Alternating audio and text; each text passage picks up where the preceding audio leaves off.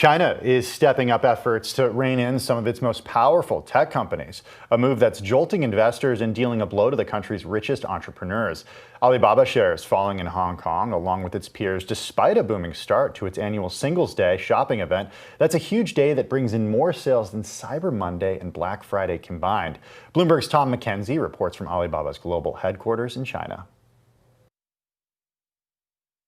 Alibaba's Singles' Day shopping extravaganza being overshadowed this year by a regulatory crackdown. The authorities in China unveiling new rules that could limit the ability for tech companies like Alibaba and Tencent and others to share data, to use subsidies to undercut their rivals, to form alliances, to squeeze out some of the startups, and also greater oversight of a platform by which tech companies and internet companies raise funds from overseas and list overseas. This is a potentially pivotal moment in the regulation of China's technology companies, and that's being felt in the stock prices of these companies. JP Morgan saying that it is a further squeeze, a further tightening of the online economy here, but the real impact will be felt and will be determined by how these rules are applied.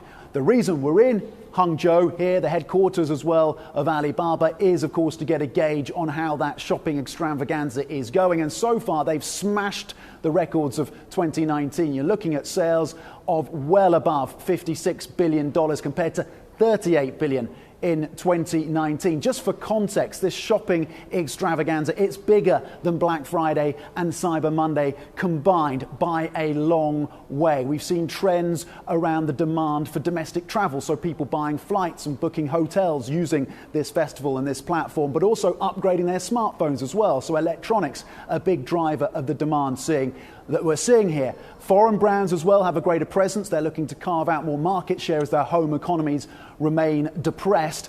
And of course, it's a gauge as well, a barometer as to the strength of China's economy, particularly the consumer. And at least on the surface, given these numbers, and there are caveats around subsidies and front loading of some of these goods, at least on the surface, it seems that there is relative bullishness now amongst China's consumers when you look at another set of record-breaking numbers here at Alibaba's Singles' Day festival. In Hangzhou, Tom McKenzie, Bloomberg. Our thanks to Tom McKenzie in Hangzhou, China for that.